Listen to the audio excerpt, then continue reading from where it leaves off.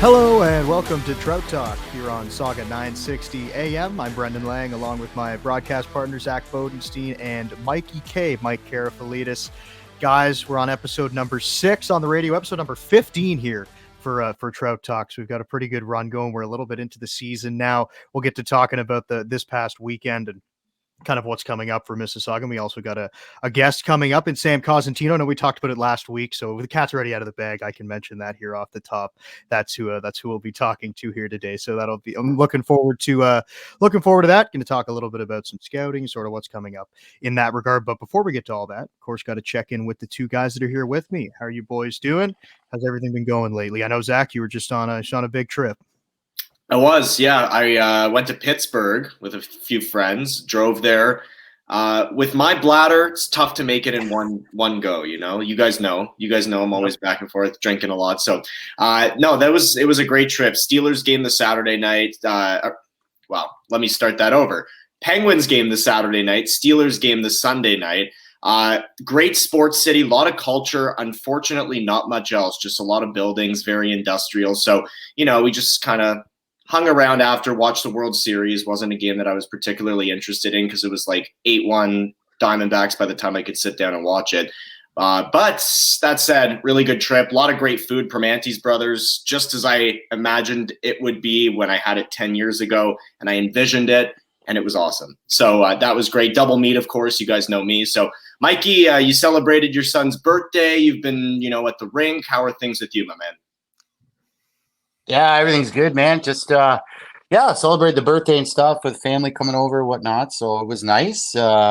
He was very excited. Super Mario boy. He likes that. He thought he's Baby Yoda and all that kind of stuff, which he likes. And you know what? It's all about family. He had a good time. He had a good time with his cousins, and that was fun. The rink was good. And that's all I really can say right now. I'm really intrigued with your trip there to Pittsburgh. I mean, yeah, it must. For me, being a Browns fan, I was very happy that the Jacksonville Jaguars beat them good, the Pittsburgh Steelers. How'd you feel about that? Were you happy about that? Yeah. I have this tendency. If there's any Steelers fans out there, sorry. Yeah, no. When I'm around a bunch of people who like a certain team and they're kind of annoying about it, it just incentivizes me to cheer against them. So, just like a lot of guys in their 40s treating it like life and death, and with kids around, I wasn't sad to see them lose. I'll say that. How was the tailgate? Did you tailgate? So not too much. We were kind of stuck in traffic, but the parking lot was packed. It's a great atmosphere. Don't get me wrong, but like I said, big sports town. They really love their teams. I'm not an NBA fan, but you got to think they got to get a basketball team there because that's the only thing they're missing. Even Pirates fans, Brendan, they've stinked for years, and those fans are still coming out in droves to watch their team. So, again, great sports town. Yeah, no, it really is. You mentioned the Pirates. Yeah, they are absolutely terrible, and they've been so bad for so long. But I feel bad for the people in Pittsburgh that are watching them all the time. But yeah, definitely a great sports town. I haven't been there for a long time. But I agree with you in the cheering against them. I love that as well. When you're just there in that atmosphere and you kind of feel like you want to go against what the crowd's doing. I feel like that's kind of something that I want to do as well. Mike, you were just kind of talking about your son's birthday there. I saw him hitting a baseball off the tee and he was slugging it. My goodness. Yeah, he's pretty. He loves his baseball. He loves his tee-ball and whatever. So. He hits that ball like he's the next Barry Bonds or something. Like he's got that intensity in him. So I think I taught him that though, because I'm not. I swear to you guys, because in the summertime when we get that tee set up in the backyard, I always say to him, "Come on." I go, eye on the ball, right? And he does that all the time now. It's always the tap tap. They teach them tap tap, whatever. And he's got his arms up, nice, eye on the ball, and he just cranks that thing, and it's so impressive. So I'm really proud of him, and he's a good listener, and he's having fun. And I think that's the most important thing, right? So hopefully next summer, we'll get him into a league or something, right? So he's 5 now, so we'll see what happens with that, man. I'm really proud of him, though, man. When you see your boy like that, like it just seems like still he was born yesterday. You know what I mean? He just came out of mommy's belly, but now he's 5. It's like, where did time go? So.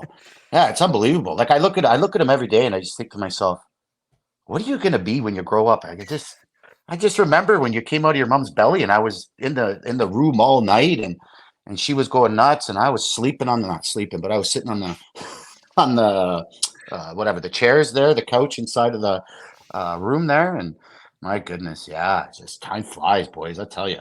So enjoy life to it. Enjoy life to its every minute. Like Zach, you had a good time on the weekend and stuff, and Brendan, you as well. And time flies, man. We're gonna look back at these moments and think about them and stuff. And before you know it, you're gonna be 65, 70. You're just gonna be like, what the, right? So that's all. Yeah, it's unreal.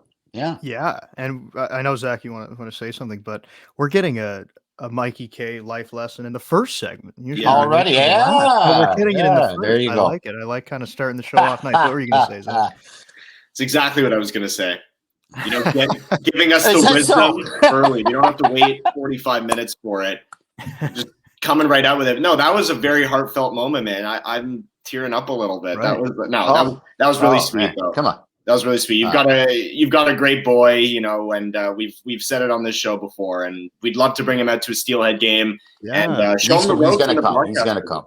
Yeah, I know. Like he wants to come. See, here's the thing, boys. I want him to come. He says he wants to come, and then at the end he goes, "I don't want to go." So then he goes, "Mommy, I don't want to go," and then that's it. So once he says that, then what am I going to do? Come on, let's go, and then he'll get upset. I don't want him to get upset, right? So, but I'm working on it. I'm working on it. He likes to play with this hockey stick, and he plays downstairs with me a lot and stuff. So we'll see what happens with that, boys. So hopefully we'll make it out to a game this year and show him the ropes in the broadcast booth. Yeah, he'll start laughing. He'll just laugh and stuff. He'll be like, "Daddy, what's this? Daddy, what's that? What's this? What's that? Who's that? What's this?" Kids. So that's the way he is. So yeah, always asking questions. Yeah, that would be absolutely awesome to get him out to a game. Yeah, So, yeah. One day. Hopefully we'll get that going this year. And also the Steelheads have been playing some pretty good hockey as well. We'll talk a little bit about. I know when this show airs, there's going to be 2 more games that would have happened, but we'll kind of talk about the past weekend at home. Starting off with the Barrie Colts. I know Zach and I were on that broadcast. Zach wasn't there for the Saturday game, so we can kind of go over those. But Zach, if you want to start off just with the Barrie game, tough loss for Mississauga, just kind of came out a little bit flat. Yeah, you know what? I actually thought they were the better team in that first period. Sam Hillebrand was fantastic, the goalie for Barrie. Shut down Zabeski and Misa on a 2-on-0, a number of high-quality stops, and some premier players like Porter Martone had a number of chances in that first period. They just couldn't solve them. Sometimes you get goalied, and I know that the Steelheads have been goalieing a lot of teams, so karma has it that it just went the other way that game, and just a couple breakdowns, and it just seemed like once the Steelheads got themselves back in that game, just a couple of guys left alone in front, and they were able to capitalize. A lot of good traffic. Credit Barrie. I mean, they had a lot of traffic towards the goal. They didn't give Leanders much of a chance on any goal, to be honest with you. So again, it was one of those games where they just didn't have it. That's okay. We've talked about it on this show a million times. This is one of the youngest teams in the OHL. They are due for these kinds of games. And the fact that they are still 10-3 is very encouraging. So I'm just going to, throw out the game tape, but there are some positives to take away from that one. They did respond, boys, though, the next day. A nice little comeback win against the Kingston Frontenacs. Yes, they did. I was thinking that they were in for another Vicari because Mason Vicari was absolutely fantastic for Kingston. And he was shutting the door big time on the Steelheads, like point blank. But a lot of the shots, though, actually, I shouldn't say that. A lot of the shots came from the outside from the Steelheads in the beginning. But Vicari was steady, and there was no rebounds coming from Vicari. So I was thinking to myself, oh, here we go again, right? They're going to get out goaltended. But they didn't. They came back and showed a lot of versatility in that game. And Porter Martone with the hat trick. They really played well in their own zone as well. A lot better, a lot more fight, a lot more juice than they did against the Barrie Colts. And they deserved to get that win. And that's a team win. That's a character win. And that's a big win, boys, because you know what? 5 out of the next 6 are on the road. So that's a big win. And now they're going into Saginaw and Flint, and we'll talk about that later. But huge, absolutely humongous. And just kind of to go back to the Barrie game, and Zach, you had said it's almost kind of good that you get these games out of the way early on to kind of give them a lesson. I remember, and I do agree with you. I remember asking JR about that. It was actually against the Barrie Colts last year when they gave up that lead. And I remember asking him about that and saying, is there like a learning thing in there? And he said, and Zach, you're pretty good at coming up with things that JR would say, but he did say to me, he was like, no, there's no learning in this. Why can't we win every game? Like, I was like, okay. I mean, I guess like, I still feel like there is that learning, but on the same side of it, the coaching staff, the players aren't going to see it that way. They're going to just be like, we came out flat and we can't do that again. We want to win every game. Yeah. He also he talks about the fact, Mike, that this is such a young team. He said last year, these guys are too young and arrogant to realize that they're having more success than they should. I'm not going to say it's to that extent this year. They are still really young, though. So, again, these things are going to happen. I do think, getting your teeth kicked in once in a while when you're on a hot streak isn't the worst thing. Early in the season, especially, a little bit of a response the next day. It goes to show, they finished really strong after going down 2-1 to Kingston. Yeah, and also, Mikey, you had asked JR before the game if the CHL rankings had kind of played into that a little bit. Yeah, I was just going to get to that. Exactly. And so I asked him about that, and he said, yeah, absolutely. He said, absolutely. And I said, okay, and then he said they had a tough day in practice, he said, and they, the guys were a little bit, flat and whatever, but he's shaping them up. And they were ready to go against Kingston. So again, this team is in the CHL top 10, boys. They're still in number 9 this week. Just CHL rankings just came out. So pretty impressive for this young team. Just unbelievable. But yeah, JR said that too. So we'll see. I mean, so far so good. It is a young season, but they just got to keep it going. That's the thing. And guys, what did I say last week? When you're at the top and you're playing so well, you're young and everyone's like, how is this team doing it? You have a target on your back. Everybody's coming in to play the Steelheads and understanding that this is the team to beat right now. So they're going to bring their A game.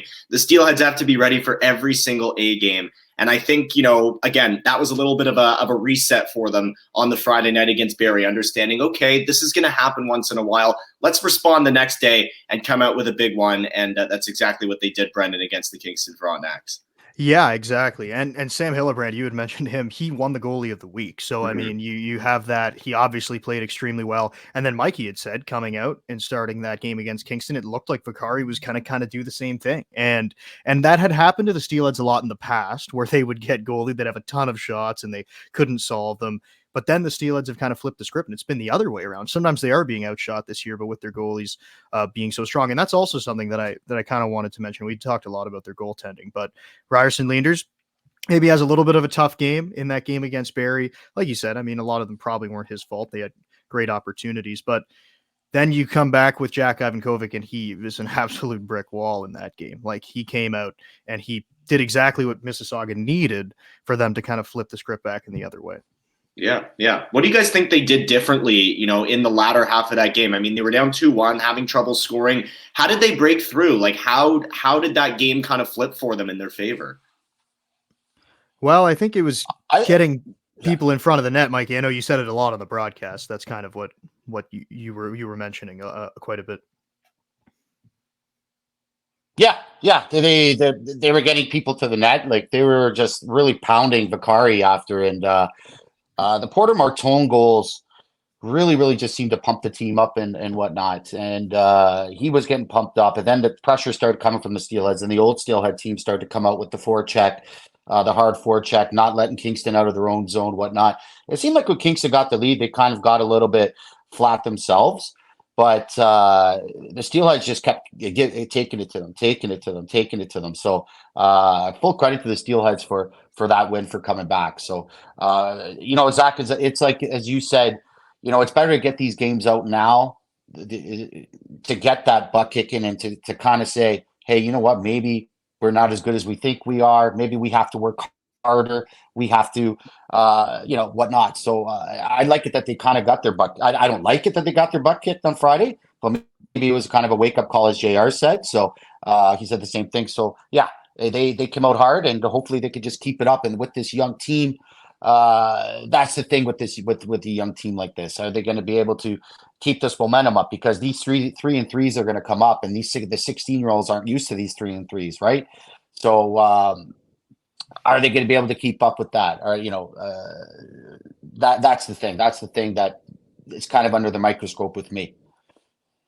Yeah, and all the goals I liked, Brendan, from the Kingston win, where they were scored right in front of the goal. That's where you want to see them scored. Pucks towards the net. Steelheads already do a really good job of controlling the play down low, and then when they get it high, everybody converges at the net. So just like to see them score goals in that way, and that's certainly important. But, Mike, like you said, these lessons are going to happen. Sometimes you have to lose. Little things are going to stick with you. Every 3-3 is going to go a long way for these players. It's all experience for them. And all experience is good experience at the end of the day. Yeah, for sure. And there's a lot of players on this team that will be most likely moving on to the next level, and we're going to talk about that here in a moment. We'll bring up the Central Scouting. One thing I just found that was kind of cool. This doesn't really have anything to do with the Steelheads, but Mason Vicari is from Mississauga, and I realized that he went to the same high school as me. It's like, it's actually pretty yeah. What high school did you go to? St. Marcelina's in Mississauga. He was in grade 9 when I was graduated, the first year that I was graduated. That's kind of cool. There you go. Yeah, I don't know why I thought that was kind of interesting. Anyways, I think that's fantastic. Yeah. Moving on from that, we'll talk about the Central Scouting rankings here. We'll kind of just go into it a little bit, and then we'll have Sam Cosentino on here in a moment to talk about that. But we can start with you, Mikey. I know you had brought it up on the broadcast, but for Mississauga, it was 7 players on that list for the Central Scouting. Yeah, I mean the highest rankings. We'll go through all the players, I guess. Ryerson Leenders was up there with the B ranking. Luke Misa with the B ranking, with the C ranking. Mason Zabeski, Parker Von Richter. Finn Harding was on that list. Jack Van Bolsen was on that list. Am I missing somebody, boys? Mason Zabeski. Who am I missing? I'm missing somebody. What's wrong with me? Finn Harding, so the B rankings. Yeah, he's a player. He's in the bottom 6th or 7th round, like lower than that. Him and Jack Van Bolsen. So Ryerson Leenders, Luke Misa are B rankings. Parker Von Richter, Mason Zabeski, and who else am I? Oh, Jakob Fibiger. Excuse me. Jakob Fibiger are C rankings on that list. So that's pretty impressive. I mean, but that's just the first. That's just the first list of many, right? So they're going to come out with another list in November, another list after that. So hey, the rankings can go up and down right now. Jack Van Bolsen, he can jump. A whole bunch of players can jump. So it's early. Yeah. Ahead, I was going to say, I asked JR about that, and he said, for all the guys that they've developed and gone on to go pro and have success in the NHL, he's never had Central Scouting inquiring about the quantity and quality of players that he's got right now. And also, this isn't even factoring the guys that aren't draft eligible yet, like Porter Martone. So this is exactly it, right? I mean, they've got the guys in place, and he was overwhelmed by the amount of inquiries that he was getting on these players. So I'd love to talk to Sam Cosentino about that. 7 guys that are eligible that are getting interest, and more to come, boys, because we know that they're building quite a wagon here in Mississauga. That's right. Okay, so we will take a break now here on Saga 960 AM, and we'll be back with Sam Cosentino after this. Hello, and welcome back to Trout Talk here on Saga 960 AM. I'm Brendan Lang, along here with Zach Bodenstein and Mikey K. Mike Karafalidis. We just finished off the last segment talking a little bit about the Central Scouting. And now I'd like to welcome on to the broadcast Sportsnet's own Sam Cosentino. Sam, thank you so much for joining us here today. How are you doing? Yeah, doing good, guys. Thanks for having me on. I appreciate it. So just to kind of start things out, we were just finishing off the last segment there. You were sitting in the waiting room hearing us talk about the Steelheads. So just to start off on that note, with 7 players coming up in the Central Scouting rankings for Mississauga this year. So kind of how do you see these Steelhead players shaping up going into the draft? I know it's early, just kind of the early looks at them. Well, it's always nice to be recognized in that way. There's still a long way to go before, things start to happen in terms of, when a player actually gets drafted, if they move up or down the rankings.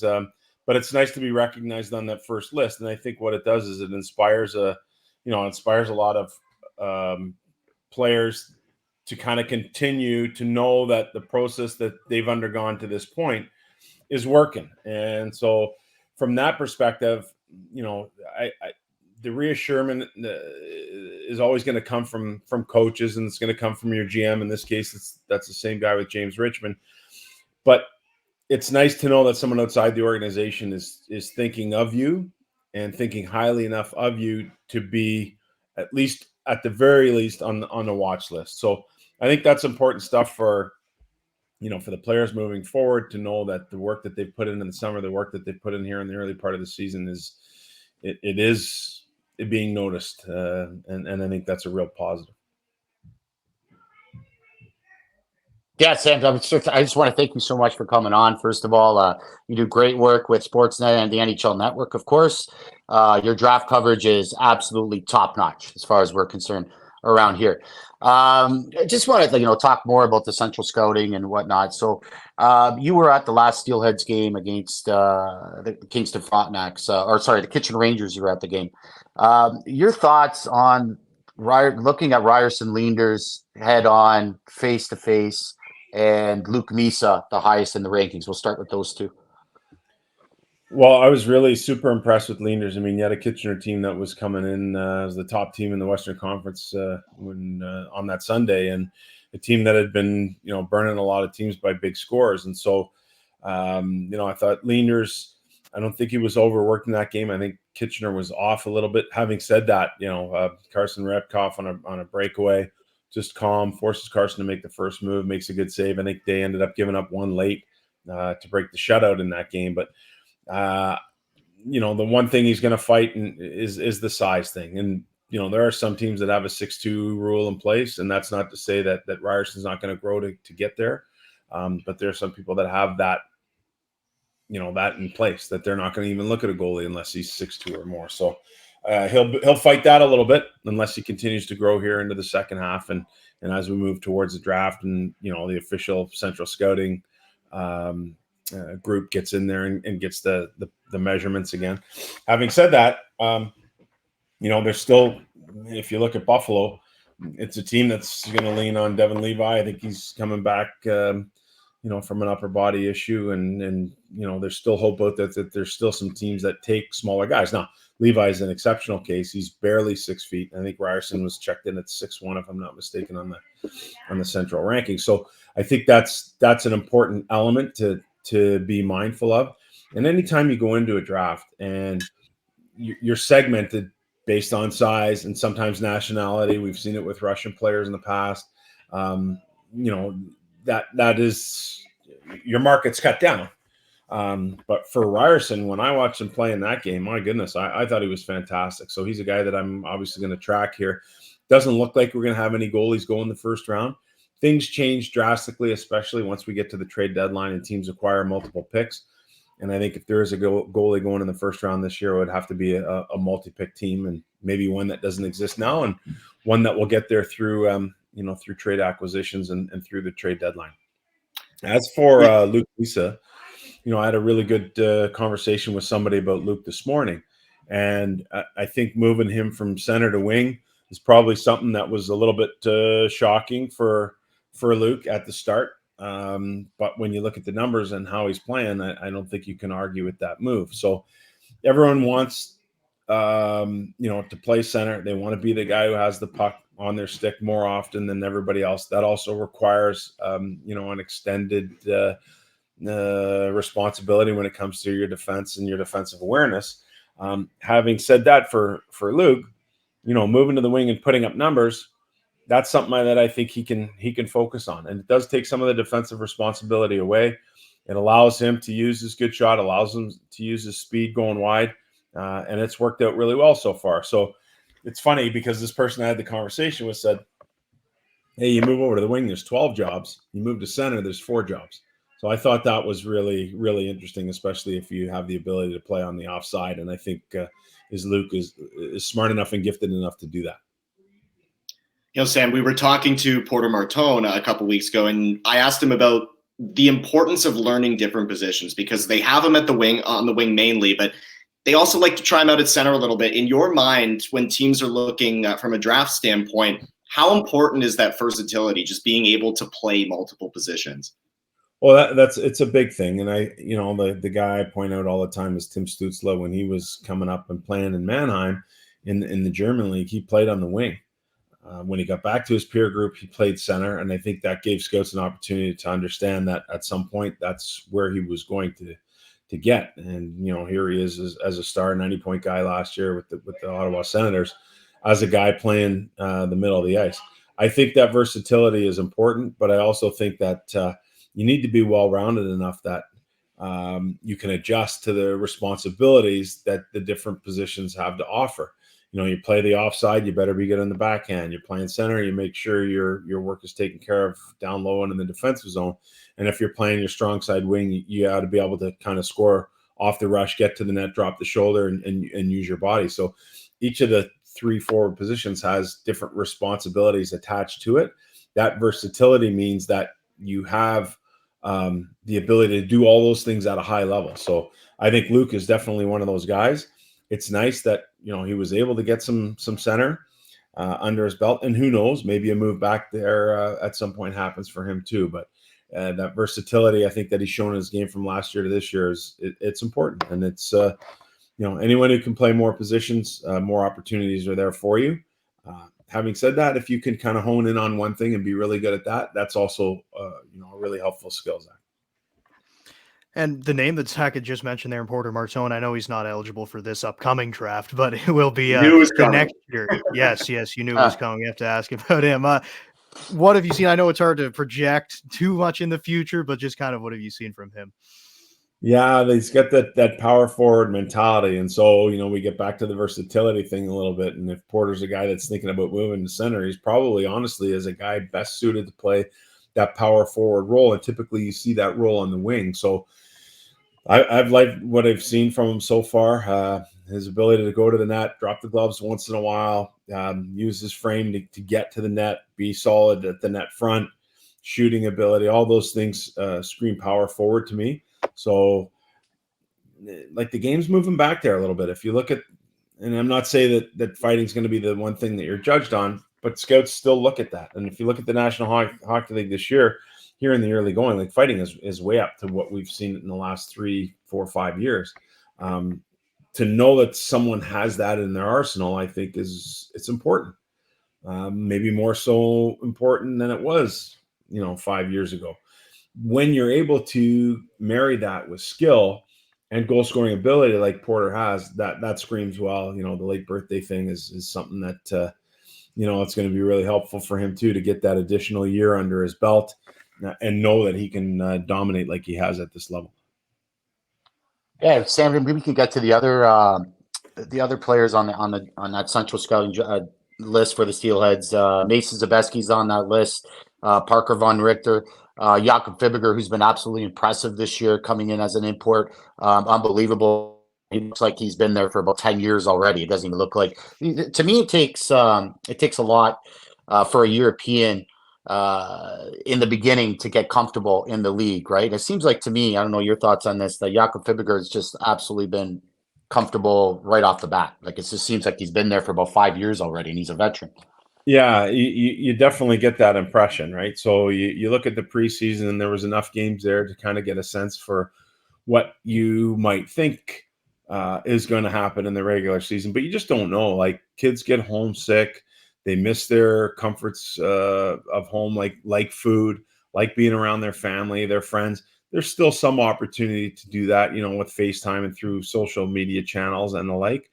But at the end of the day, you're kind of on an island. So getting that player to feel comfortable in their billet home, getting them comfortable to feel like they're a part of things at practice when the guys are leaving the rink, if they're going to movies and doing other sorts of things like that, is super important element to the European experience. And for Fibiger, I think obviously the big thing is, if you're feeling comfortable away from the rink, you're going to be able to perform on the rink. And if you don't have that comfort level away from the rink, and you start to miss home, and your billet family is not conducive to what you're trying to do, then those things can be problematic for what happens on the ice. And I think in Jacob's case, obviously everything seems to be fine with all of those things. And you're taking one of his top 20 in the import draft, and he surely looks like a top 20 guy. It's great you mentioned that, Sam, because I mean, we were just talking to him last week and he was saying everybody's made me feel comfortable. His idol is Adam Zidlicky's father. I think that helps. You know, he felt a lot more comfortable with Adam Zidlicky, and I'm looking up to Merrick. But that, you know, that European style, that build, and we were talking to James Richmond about this, stronger lower body. To me and to you, I guess, is my question. Does he have to bulk up a little bit? Jakob's a little bit smaller. He's mobile, he's skilled, but does he have to get a little bit bigger as well, going back to that size thing? Well, I look at Connor Bedard, and he's a guy that I tracked from the second that he signed his WHL standard player agreement with the Regina Pats. And honestly, he looked like a baby.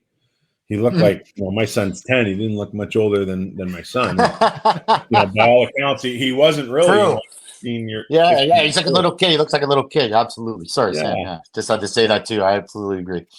But now, like if you look at him, he's buff in the arms. I mean, he obviously still has a long way to go, and his lower half is really strong. Like his ability to protect pucks and do things, even at this level, has surprised me in the early going for Bedard. So figure, I think you use Connor as a perfect example of that, as a guy who's a little bit on the smaller stature size, but it doesn't necessarily mean that you can't be effective in areas where strength is concerned.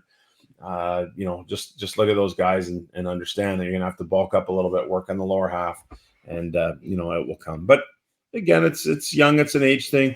You never know what happens and what players have been doing in the off season until you get them here. You test them, and then you understand from a coaching and strength and developing situation what needs to happen moving forward. And by all accounts, Jacob looks like he wants to be a pro. He's been surrounded a little bit by pros. People have been drafted and people who have been to the pro level, like JR.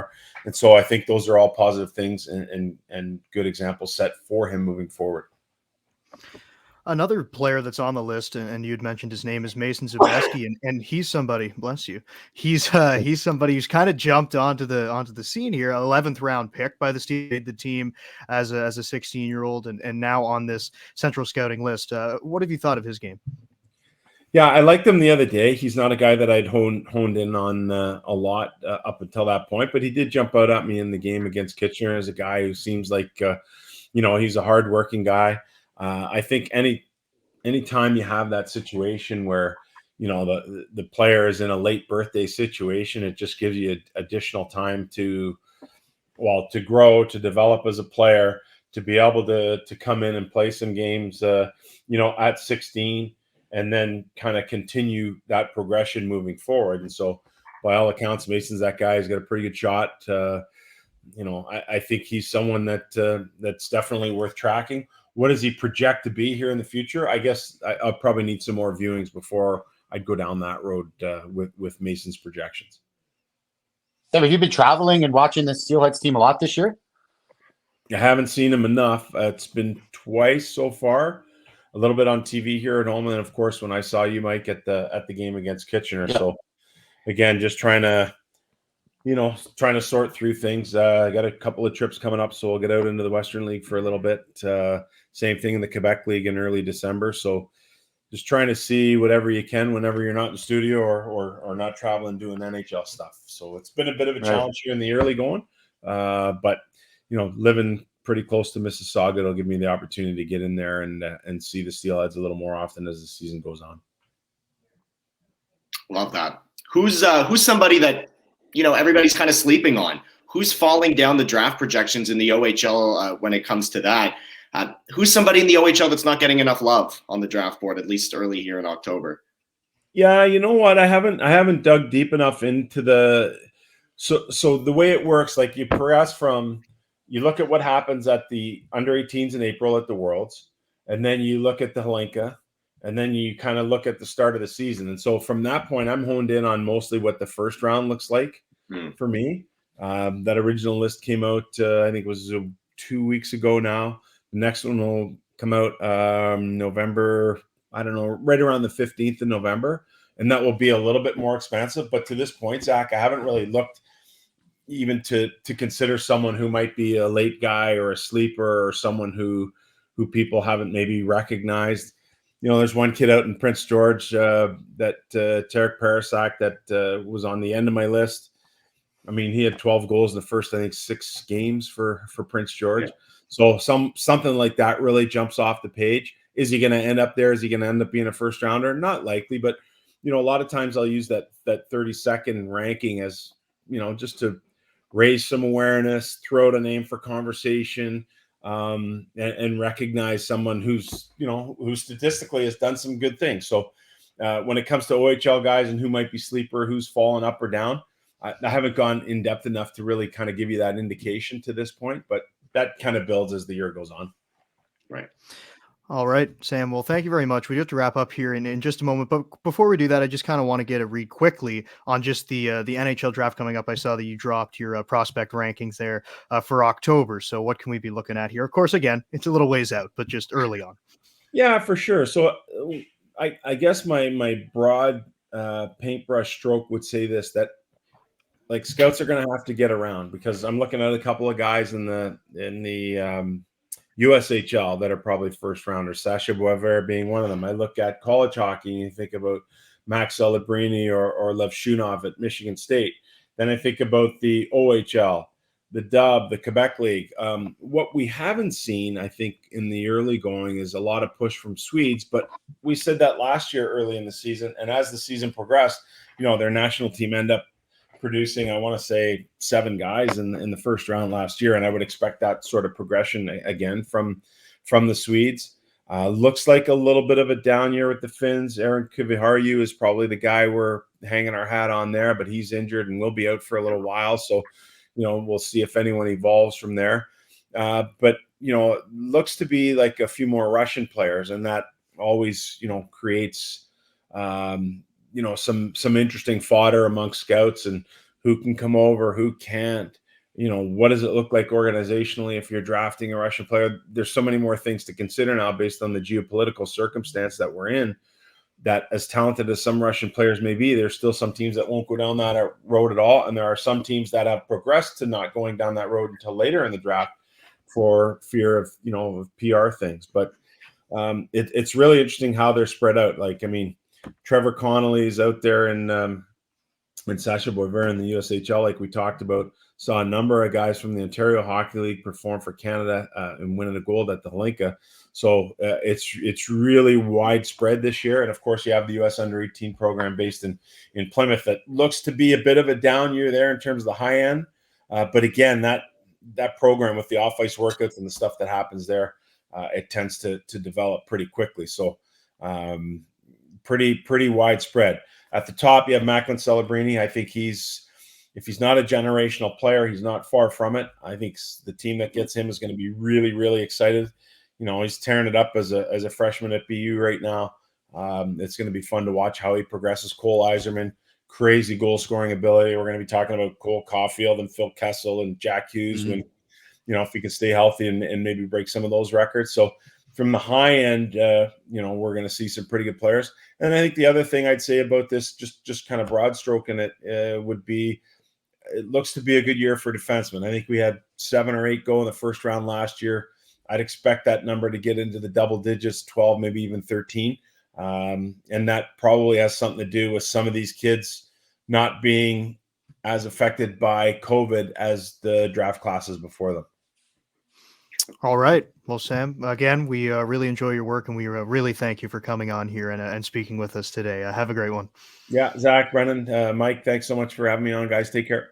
Thank you, Sam. Thanks Thank for coming you. on. You too. All the best. Thank you.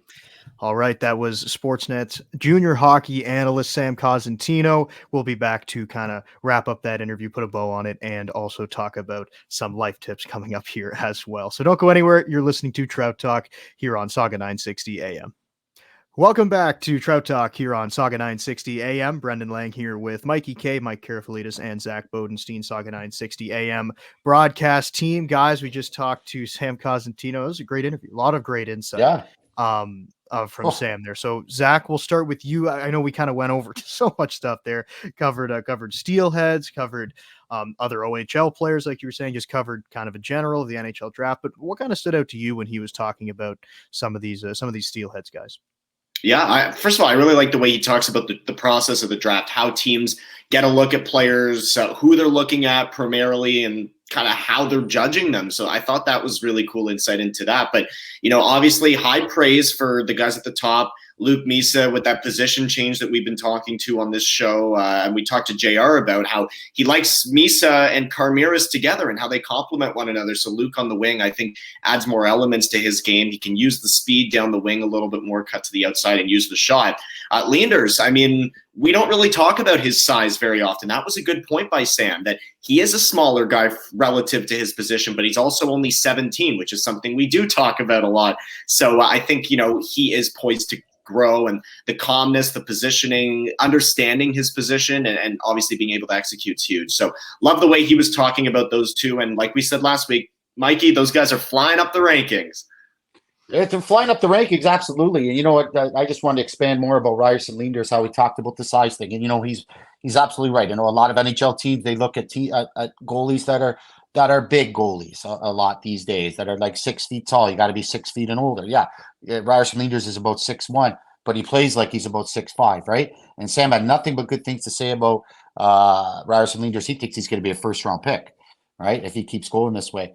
So, the way Ryerson Leanders is playing right now, and Luke Misa, he did mention Jakob Figerberg, and he talked about, you know, how he's comfortable this year with his billet family and stuff. What really got me too. And he talked about as well, I was thinking about last year, how the Steelheads Alessio Bellieri, and Bellieri had that problem with adjusting to the North American style with the billet and whatnot. Jakob Figerberger doesn't have that problem right now. So it just seems like he's more comfortable right now, and he's playing like, you know, like a veteran. And Sam said it right. You know, he's comfortable with the billets, he's comfortable with everything else right now, and he's playing. That's the way it goes with Europeans. And you know, and Parker von Richter, you know, he's another guy up on that list too that's playing absolutely phenomenal. But yeah, Figerberger, I liked how he touched on Figerberger. It said exactly to the T. Yeah, it was kind of exactly what we were talking about last week after we had him on the show, and kind of saying like there's a lot that goes into it more than just the hockey side of it for somebody like Jakob Fibiger coming over from a different country and all that. But Zach, I like what you said there and how you mentioned that he kind of peeled back the curtain and talked about the process of how the sort of scouting is done and how everything is put together and how they look at players like that. I feel like that's kind of something that you don't really hear that often. So I thought that was a pretty interesting thing that he was able to talk about. Yeah, exactly. Like they have little blocks. It all starts in April and then it works its way to October. And this is still considered early in the process because they have to play a full season still. So, you know, they get their first looks at them in April. Martone's a guy, he's not eligible till next year. Same with Michael Misa on Saginaw. And they're still getting attention. So this goes back, I mean, like he said with Connor Bedard, he was looking at him the moment he was 14 years old. This is a long process, and players progress. They grow physically, as we were talking about, but they also mature in their game. And again, it's really good to understand which blocks we're in right now. So right now we're in that October block where the next rankings come out on November 15th. And from there, things can change, and they always do throughout the year. So that was interesting because I don't really break it down in my mind like that. But there are different blocks to look at players in. So that was cool. Oh, now, I guess, guys, we can look at it. Let's look ahead to the next Steelheads action. But that was great. And a huge thanks to Sam Cosentino for coming on. An absolute brain. I mean, talking to him now, I got educated big time, right? For sure. I felt like I was in a class, like back in school, you know? Right. So just a great guy, too. But yeah, so huge win for the Steelhead now coming up. It's going to be the first battle of the Misa brothers, guys. First against Saginaw, and then against Flint. So, I mean, it's going to be tough, and it's one of the toughest road trips of the year. So, and Flint's getting a lot better too. Flint's getting a lot better now. They just traded Ethan Hay, but it seems like they're getting better. But Saginaw's a little bit on the down streak right now, but you know they're going to be looking for blood because the Steelheads beat them last time in Mississauga, boys. Oh, yeah. I mean, you got to be always have to be wary of Saginaw. They have so much offensive firepower, and like you said, Flint getting better. But they had that first kind of northern road trip, and James Richmond had talked to us about that. I think it might have been on Saturday, Mikey, when he was saying like, a lot of these players, they don't know how to do it, like when to eat, when to sleep, when to do all that stuff. Like he was kind of laying out the process, and it's just a learning experience. So you're kind of going to have to do the same thing here. And Mikey, you know it. I mean, you're a broadcaster, and you understand the grind of getting on the bus and doing these long drives. So that win was so imperative against Kingston, because if you lose those two games and then you got to go on this grind of a trip, you might be putting yourself in a pretty bad spot. Zach, yeah. Hey, I mean, what do you think there, Mario? I love your mustache, by the way. Still rocking the Everybody call him mustache, Mario. yeah. I was joking around with Zach. So I was joking around with Zach on Friday because it just looks. He's got that Italian. He's not Italian, but he's got the Italian look right now. So just Mario, Yeah. we call him. I immerse myself within the Italian by association. Yeah, exactly. There we go. I think any road trips, like I said, any experience is good experience. Whether it's it's bad, you end up learning. And I think that northern road trip's really going to go a long way for these younger guys who got the first one under their belt. Now you go over stateside.